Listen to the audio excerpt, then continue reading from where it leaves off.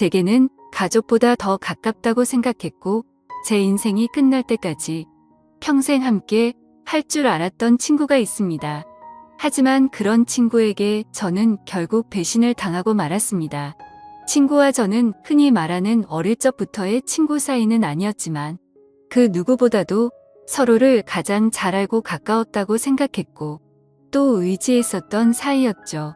우선 저는 30대 초반이며 서울 토박이로 생활을 하고 있습니다. 그 친구를 처음 알게 된 지도 벌써 10년이 훌쩍 넘은 얘기죠. 친구를 처음 알게 되었을 때는 대학교 때 시절 알게 되었습니다. 처음 대학교를 가는 날 마치 학창 시절처럼 낯선 사람들이 가득했죠. 그런데 제 옆자리에 앉았었던 그 친구는 제게 먼저 말을 건넸습니다. 자신은 어릴 때부터 제주도에서 자라서 낯선 환경이라 저에게 잘 부탁한다고 하더라고요. 근데 저도 서울에 살았을 뿐이지 여기 있는 모든 게 다 낯설고 부담스러운데 이런 부탁을 하니 뭔가 부담스럽긴 했지만 반갑기는 하더라고요. 근데 그 친구의 성격은 그렇게 타고난 사람이었죠. 처음 보는 사람에게도 아무렇지 않게 다가가는 그런 성격의 친구였습니다.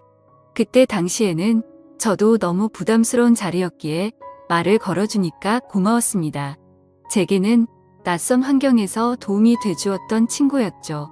그 친구와 저는 어떻게 보면 아무도 모르는 낯선 사람들 가운데 처음으로 친구가 된 셈이었습니다.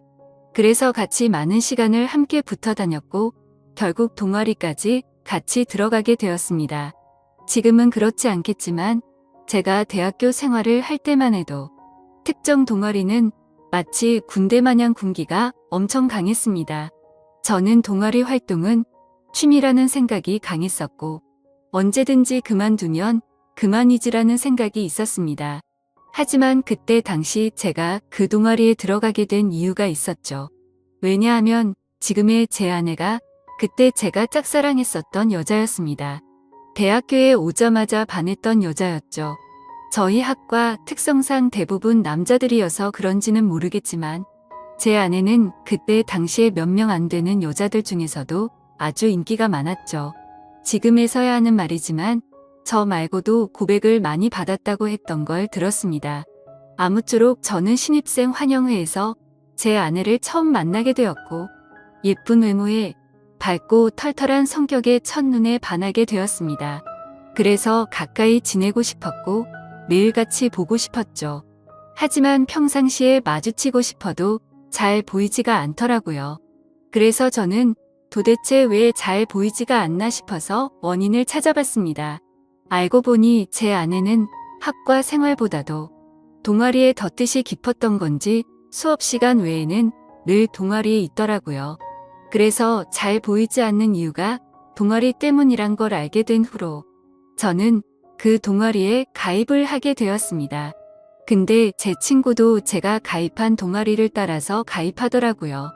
그때는 단순히 저를 따라서 가입한 걸로만 알고 있었습니다. 그것도 10년이 넘게 그런 생각을 갖고 있었던 거죠. 그때 당시에는 많은 게 즐거웠습니다.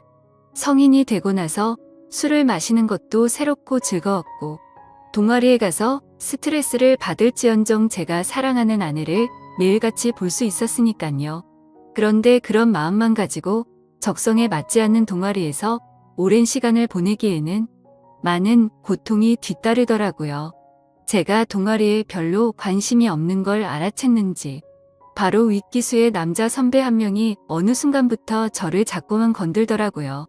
니까짓게 왜 여기 와서 물을 흐리냐.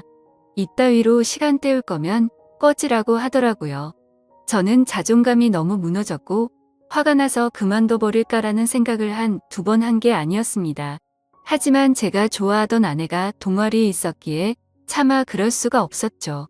그러다 저는 선배가 하는 말에 도저히 참지를 못했고 큰 각오를 하고 결정을 했습니다. 내가 나가는 일이 있더라도 고백은 하고 나가겠다라고 말이죠. 그래서 고백을 하려고 몇 날 며칠을 기다렸습니다. 그러다 때마침 고백을 할 수 있는 기회가 생겼죠.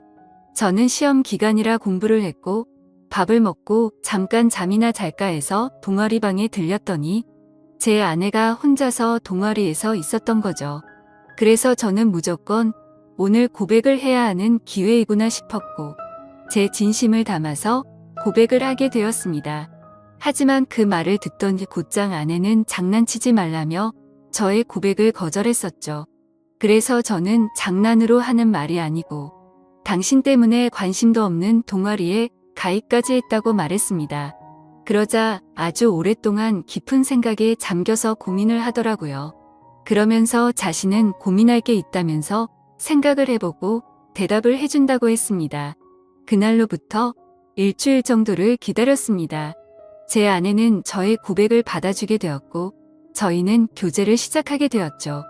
그 이후 저는 동아리를 탈퇴하려고 했지만 여자친구가 여기에 있는데 다른 남자들이 찝쩍거릴 것 같아서 결국 끝까지 버텼었죠. 하루하루가 행복했었고 대학교를 오기 잘했다고 생각했습니다. 첫눈에 반했던 여자와 연애를 하게 되었고 평생을 함께할 만큼 마음의 단짝이라고 생각되는 절친한 친구가 생겼으니까요. 저와 아내는 자연스럽게 친구도 함께 자주 다니게 되었습니다. 그러다 결국 저는 군대를 가게 되었고 친구는 미국에서 출생만 한 미국 시민권자였기에 군대를 면제받게 되었죠. 저는 친구에게 말했습니다.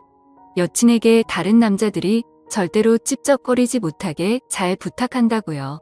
그러자 친구는 그런 걱정은 하지 말라며 건강히 잘 다녀오라고 했고 저는 그렇게 군대를 가게 되었습니다. 제 아내에게는 정말 미안하고 고마웠습니다. 서로 만나게 된 지 1년밖에 안 됐을 때 혼자 내버려 두고 가야 했기 때문이죠. 그리고 2년을 한결같은 마음으로 기다려주는 모습에 제가 평생 책임을 져야겠다 생각을 했습니다. 그렇게 저와 아내는 군대를 다녀온 시간을 포함해서 5년이라는 길다면 긴 시간 동안 교제를 하게 되었고 곧바로 결혼을 하게 되었습니다. 그리고 나서 제 친구는 제가 결혼을 한 뒤로 자신의 고향인 제주도로 다시 돌아가게 되었죠. 친구는 제주도로 돌아가게 된 후에 부모님의 지원을 받아서 해양 레저숍을 운영하더라고요.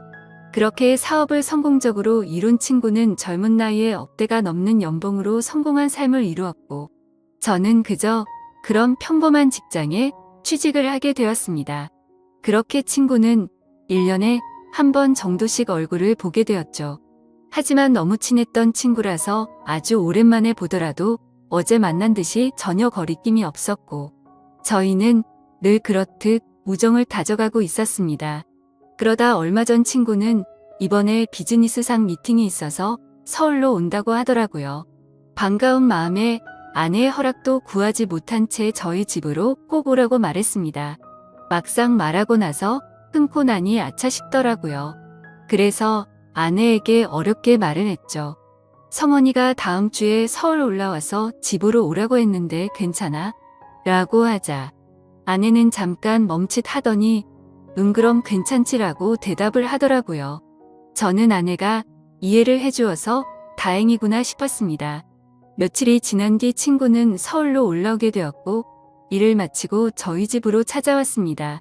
아내는 친구에게 간단히 인사를 하고는 술상을 차리러 갔고 친구와 저는 오랜만에 만나서 시간 가는 줄도 모르고 술자리를 가지게 되었죠.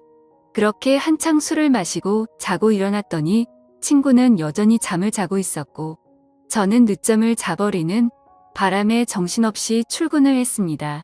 그리고 나서 퇴근을 하고 집으로 들어갔더니 친구와 제 아내가 마주 앉아서 밥을 먹고 있더라고요. 저는 친구에게 내려간 줄 알았더니 아직 안 갔어? 라고 묻자 친구는 아직 일이 덜 끝나서 며칠만 더 있다가 간다고 하더라고요. 그러자 아내는 서울에 아는 사람도 없고 여기에 친구가 있는데 굳이 딴 데 가지 말고 저희 집에서 머물러도 된다고 말하더군요. 친구는 너무 민폐가 아니냐며 괜찮냐고 하는데 뭐라고 하겠습니까? 아내도 괜찮다고 하는데 친구가 되어 가지고 다른데 가서 자라고 할 수도 없었죠. 저도 네가 괜찮으면 여기에서 지내도 된다고 했고 친구는 곧바로 고맙다고 대답을 했습니다.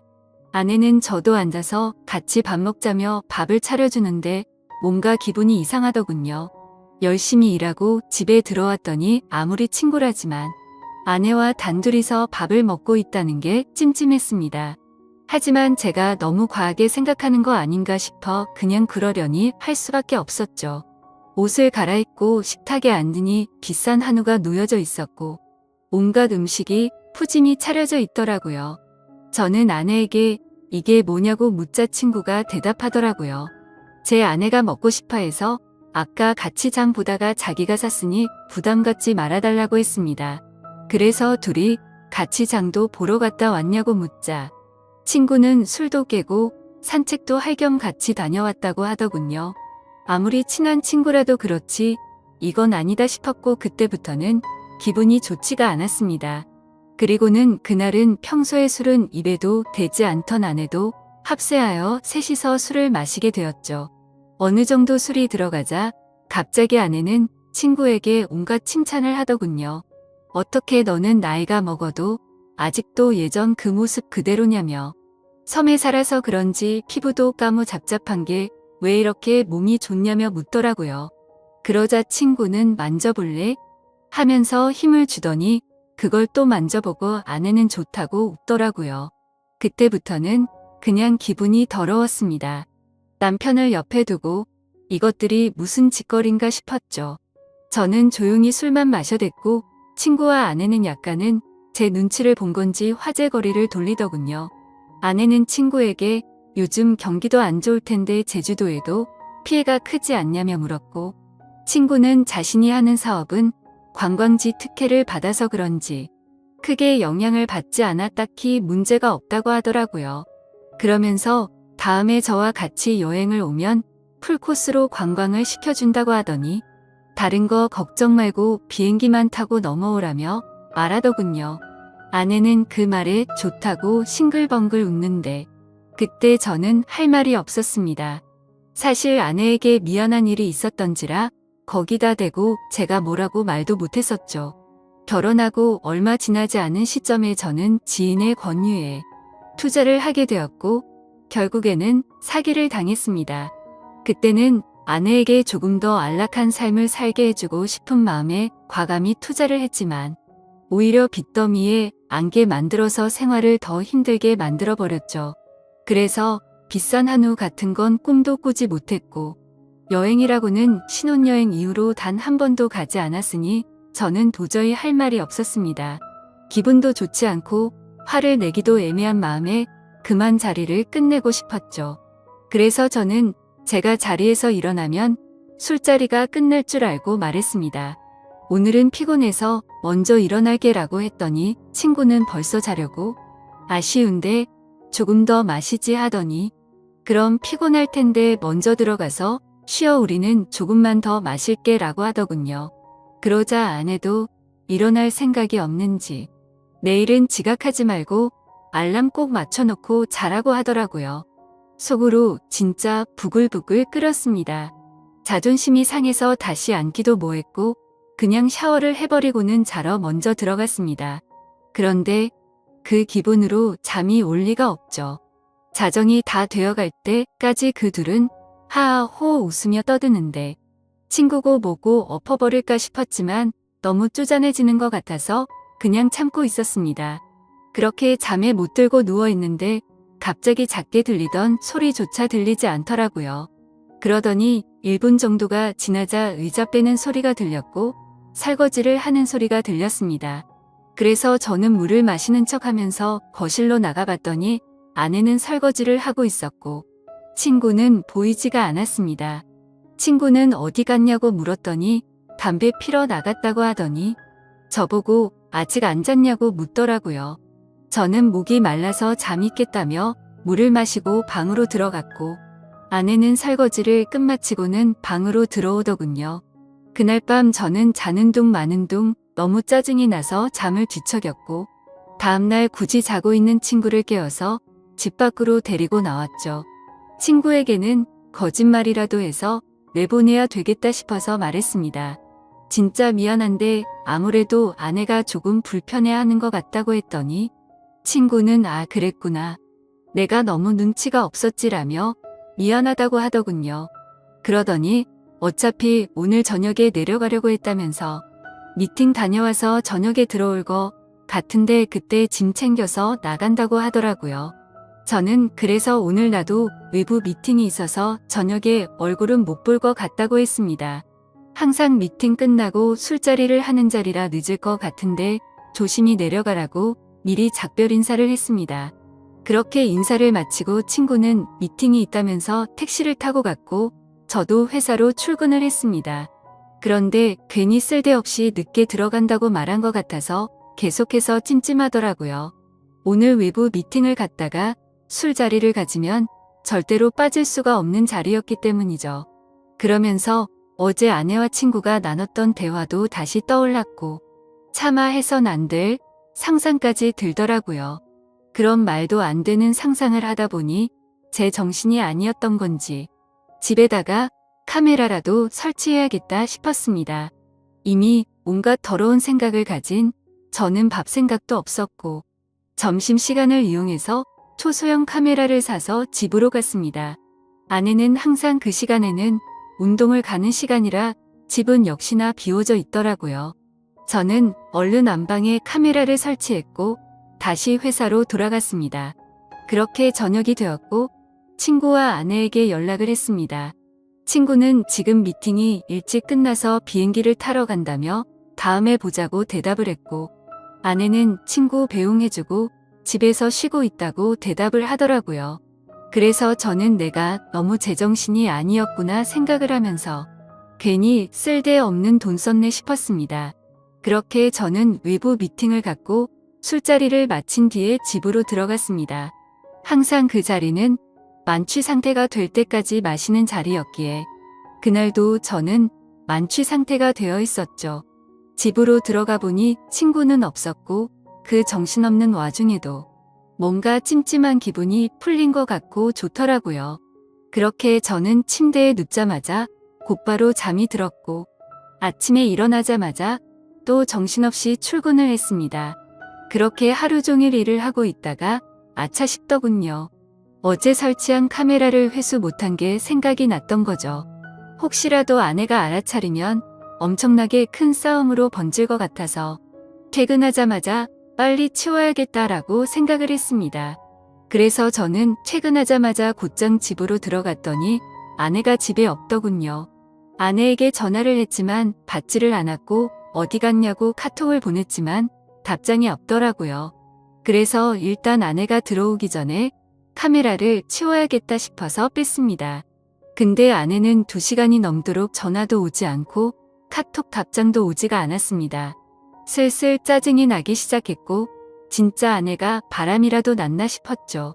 그래서 저는 갑자기 카메라 생각이 번뜩 났고 저장된 영상을 돌려봤습니다. 근데 정말 너무 충격적인 장면들이 그대로 녹화되어 있더군요.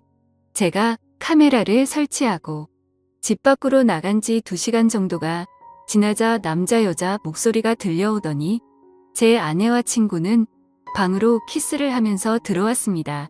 정말 그 모습을 보는 순간 바로 욕이 튀어나왔고 소리를 질러댔습니다. 그 둘은 자연스럽다는 듯이 제 침대에 누워서 스킨십을 하는데 너무 역겨워서 도저히 보질 못하겠더군요. 그래서 빨리 감기로 넘겨버렸고 오늘 날짜로 찍힌 영상을 봤더니 제주도로 내려갔다던 친구놈이 또 아내와 제 방으로 들어오는 겁니다. 너무 큰 충격을 받아서 할 말이 없고 생전 처음으로 눈물이라는 걸 흘렸습니다. 슬퍼서 우는 게 아니라 분노가 극도로 치밀어 오르다 보니 눈물이 난다란 걸 깨달았죠. 그러면서 제가 퇴근하기 1시간 전쯤 남편이 들어올 수도 있을 것 같다면서 계속 같이 붙어 있고 싶은데 아쉽다고 하더니 나가서 같이 있자고 하더니 화면에서 사라졌습니다. 제가 그 영상을 보는 중에도 제 아내는 친구놈과 밖에 나가서 같이 붙어 있었던 거였죠. 저는 그래서 바로 친구놈에게 전화를 했습니다. 역시나 전화를 받지 않더군요. 근데 아내와 달리 몇 통을 걸었더니 전화를 받더라고요. 저는 침착하고 물었습니다. 제주도에 조심히 잘 내려갔냐고 물었죠. 그러자 친구는 잘 내려왔지. 그게 그렇게 궁금해서 전화를 이렇게 몇 통씩이냐고 했냐고 묻더군요. 그 말을 듣고 있는데 아내에게서 카톡이 바로 오더군요. 친구랑 오랜만에 만나서 영화를 보고 있다고 거짓말을 아주 자연스럽게 하더라고요. 카톡을 보자마자 더 이상 저는 분노를 참을 수가 없었고 곧바로 욕을 했고 소리를 질렀습니다.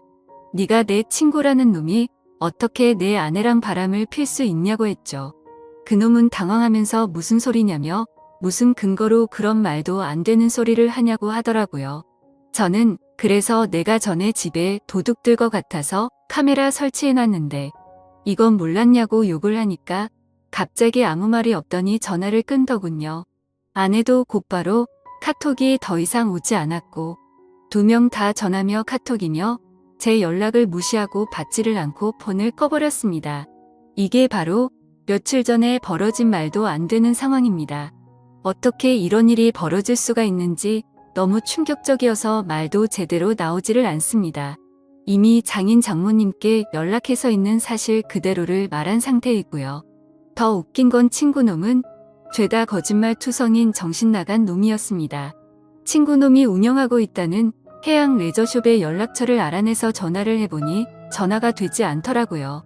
그래서 저는 로드뷰를 이용해서 그 위치를 찾아냈고 근처에 있는 가게에 연락을 해서 물어봤습니다. 정말 죄송한데 제가 급한 일이 있어서 그런데 그쪽 옆에 있는 해양 레저숍 혹시 문을 열었냐고 했더니 이미 폐업한 지 몇 달이 됐다고 하더라고요. 그리고 너무 답답한 마음에 대학 시절 같이 알던 친구에게 연락을 했더니 결국 설마 했는데 그 둘이 사고를 칠 것 같더니 일을 냈구나 라고 말하더군요. 무슨 말이냐고 물어보니 제가 군대에 갔을 때도 이 둘은 매일같이 붙어 다녔다고 하더라고요. 그래서 주변에서 이상하게 보긴 했지만 딱히 스킨십을 하고 이랬던 건 아니었고 제가 있을 때도 셋이서 자주 다녔기에 그냥 친구 사이로 같이 다니는구나 했답니다. 도대체 어떻게 사람이 이런 거짓말을 아무렇지 않게 할 수가 있을까요? 아내는 그 친구놈의 재력이 부러워서 정신이 나갔던 건지 아니면 대학 시절부터 그놈에게 마음이 있었던 건지 알 수가 없고 이제는 알고 싶지도 않네요. 아무튼 이것들을 용서할 생각은 절대로 없고 연락이 되는 대로 곧바로 모든 사실을 알려주고는 이혼을 하려고 합니다. 혹시라도 더 큰 복수를 할 수 있는 방법은 없을까요? 정말 손이 덜덜 떨리고 너무 열이 받아서 속 시원하게 복수를 하고 싶은 심정입니다. 너무 흥분해서 쓴 글이라 엉망진창인데 읽어주셔서 감사합니다.